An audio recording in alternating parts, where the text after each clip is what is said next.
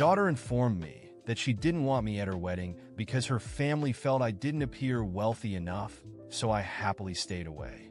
However, they were unaware that I was the one who secured the venue for them, so I sent a letter delivering this unfortunate news instead. Hello, Reddit. This is my first time posting here since I need some help, and it's a bit urgent. This matter is too personal to share with my friends, so I'm posting it here. I have been a single father to my daughter and have raised her on my own since she was born. My wife unfortunately passed away while I was pregnant with her. She had an aneurysm in her sleep, and by the time I woke up, she was gone. Since then, I have raised my daughter on my own and have honestly sacrificed a lot, something that other single parents can also attest to. I'm not saying that she owes anything to me because I'm her father, but a little appreciation would be nice.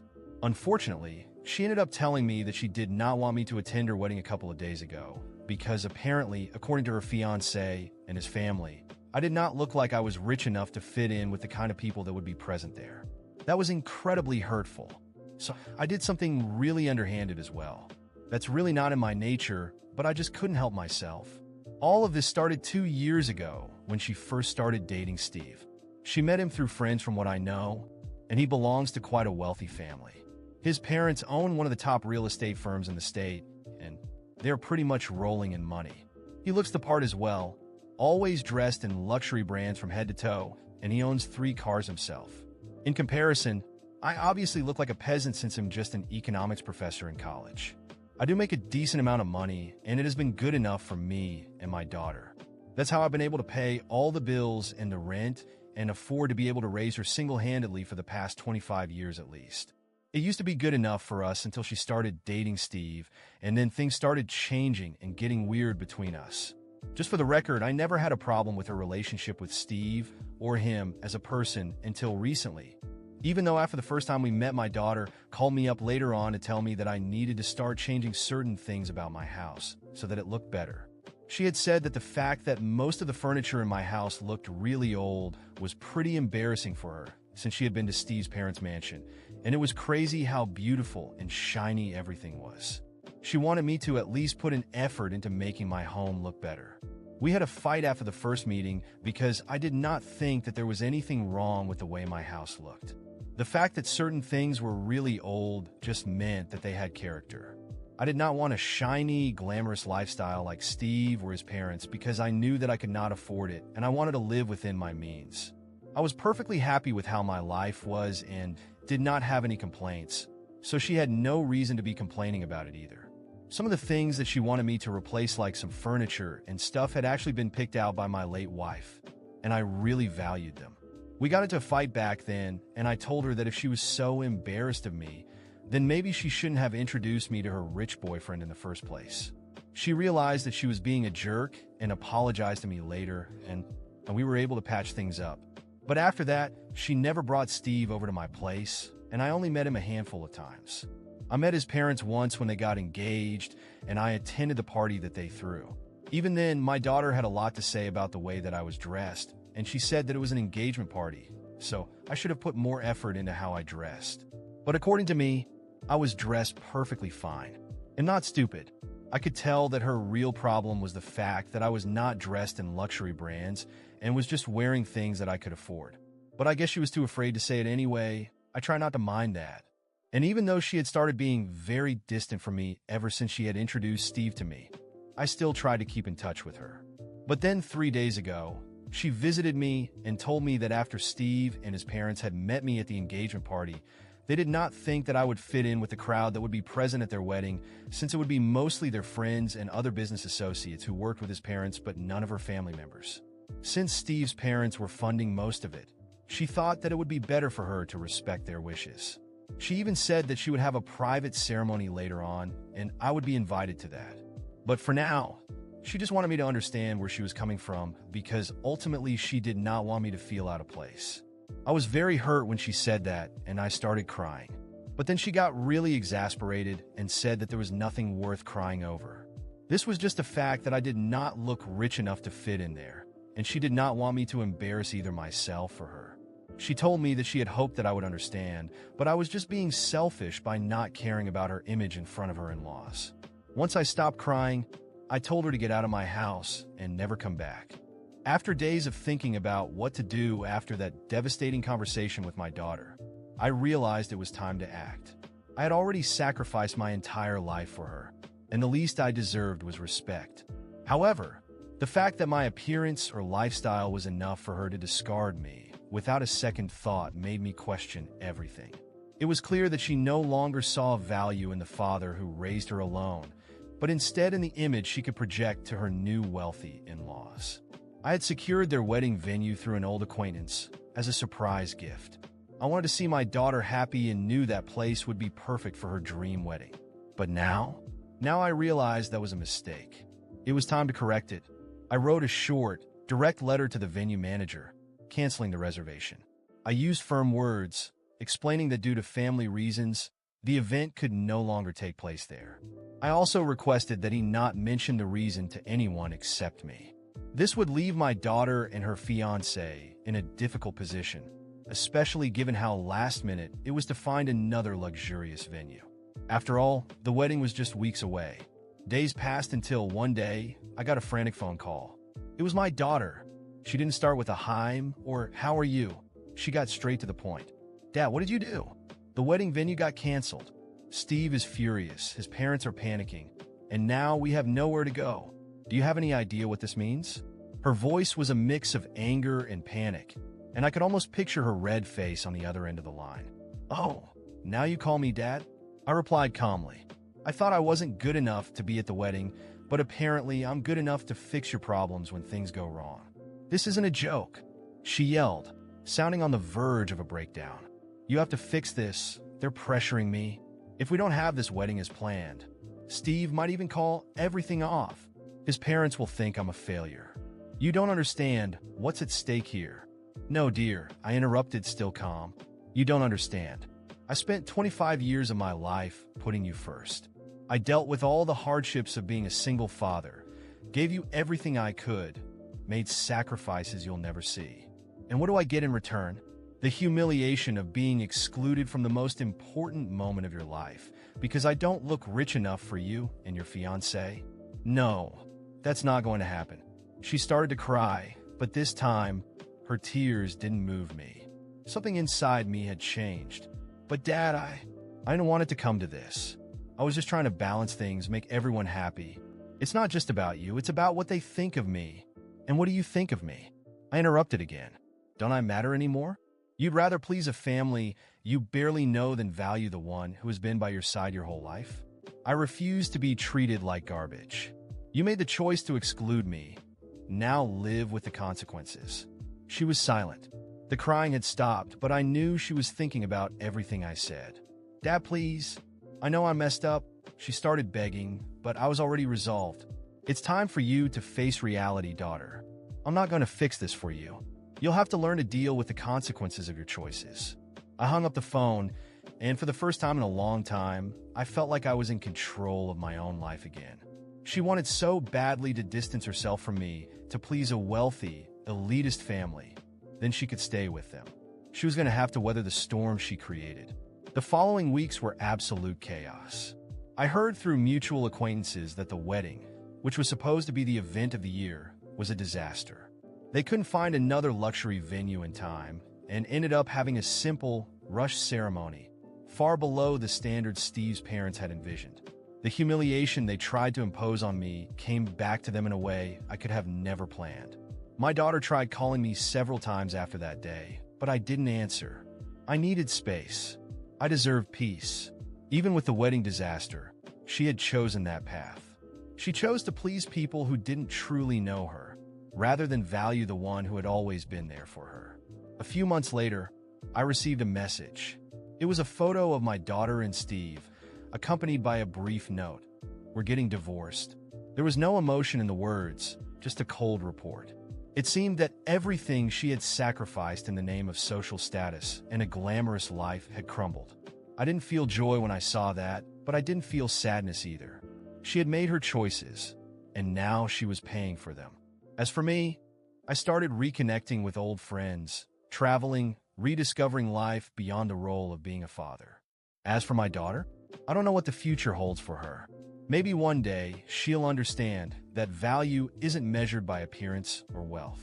But until then, I have my own life to take care of. After months of no contact, the peace I so desperately needed had finally started to fill the spaces in my life. The loneliness that haunted me at first had gradually been replaced by a sense of control. For the first time in a long while, I was prioritizing myself. I traveled, reconnected with old friends, and dove into new professional projects. My home, which once embarrassed my daughter, had now become a sanctuary where I could reflect on everything that had happened. Then, one quiet morning, I heard the unexpected sound of the doorbell. When I opened the door, there she was, my daughter. Her face was marked by tears, which she was clearly trying to hold back. She looked so different from the woman I had thrown out of my house months ago. The silence between us was heavy. I could see the nervousness in her eyes. "Dad, can I come in?"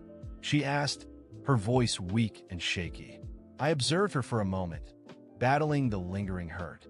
A part of me wanted to send her away, but another part, the one that would always be a father, decided that maybe it was time to hear her out. I stepped aside, making room for her to enter. She sat down on the couch that my late wife and I had picked out years ago, and for a moment, the weight of nostalgia felt overwhelming. I sat across from her, saying nothing, waiting for her to begin. "I've divorced Steve," she finally said, her eyes fixed on the floor. I already knew that, of course, but hearing those words come from her made it all the more real. She took a deep breath, as if trying to gather the courage to continue. I realized I made a huge mistake. Her voice trembled, full of regret. I let money, status, and other people's opinions control who I was. I did horrible things, especially to you. The way I treated you, I don't even know how I could have been so blind, Dad. She finally looked up, her eyes red from crying. When Steve left me, when everything fell apart, I realized that what truly mattered wasn't how I dressed or how much money I had, but who was there for me. And no one has ever been there for me more than you. I stayed silent, letting her words flow. She needed to say it all, and I needed to hear it. "I don't expect you to forgive me right away," she continued, "but I'm here because I want to apologize. I want to tell you that I regret everything. You've always been there for me, and I treated you like a stranger. I was ungrateful. I didn't know how to appreciate the man who sacrificed so much for me. Dad, please forgive me. I need you now. I need you to teach me how to be strong, to be independent, to not rely on anyone but myself. I want to learn how to make money on my own, to become someone you can be proud of, not for my wealth, but for the person I can become." I saw the sincerity in her words. She wasn't trying to fix things for superficial reasons. She was genuine, and that touched something deep inside me.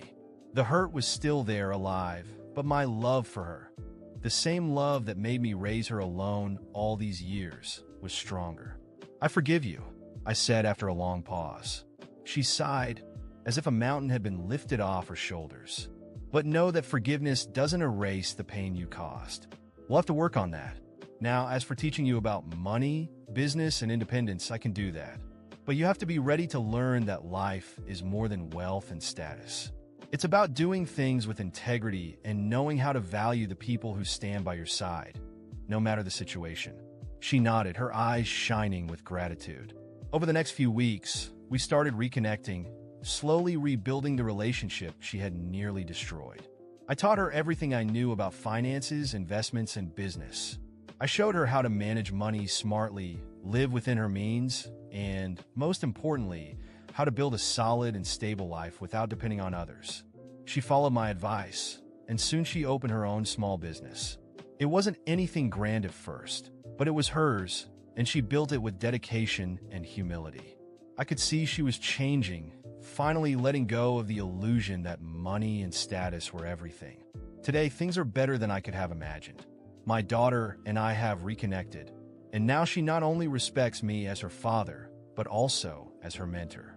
She realized that true friends are your parents, the ones who support you even when the rest of the world turns its back on you. "Thank you, Dad," she said one day with a genuine smile. "If I've learned anything, it's that money comes and goes, but family is what really matters." And I'll never forget that again. Seeing my daughter grow, not just as a person but also as a professional, was the greatest reward I could have asked for. She finally understood that it's not money that defines who we are, but strength of character, and I couldn't be more proud.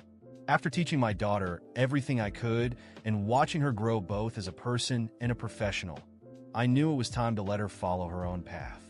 It was her time to shine. Over time, she truly became a self-made woman, independent, and most importantly, no longer seeking to impress anyone. She built her own business from the ground up, something she could be proud of, free from the need to rely on others or the pressure to conform to others' expectations. Months turned into years, and I watched from a distance as she embarked on her journey of maturity. My daughter not only achieved financial independence, but also emotional strength.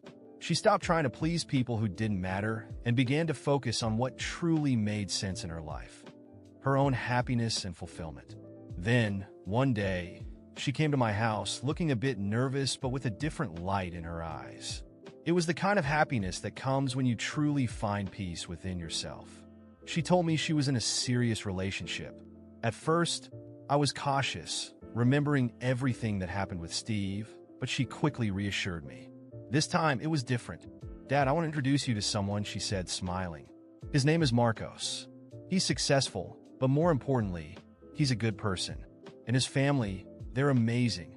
They're humble, respectful, and from the beginning, they've only wanted to support me. They don't care about status.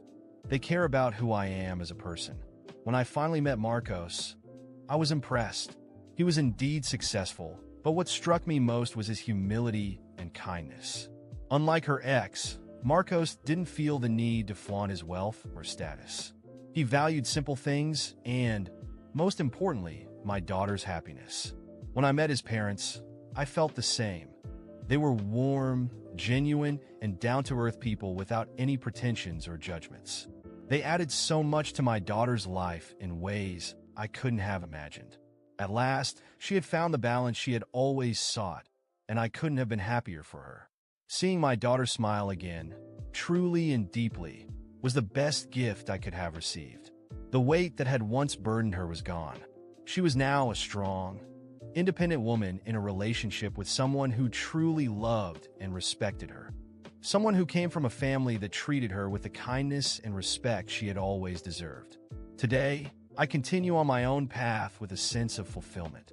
I couldn't be prouder of the woman my daughter has become. A true father doesn't seek revenge on his own child, no matter how painful the journey may have been. What a real father wants is growth. To see his daughter learn from her mistakes and become a better person. I let her go, and watching her blossom, I know I did the right thing. There is no greater joy than seeing your daughter happy and at peace with life. She has learned that what matters isn't what others think, but how she feels about herself. And that, to me, is the greatest victory. Now, I look to the future with peace of mind, knowing I've done my job and that my daughter is prepared to face the world on her own.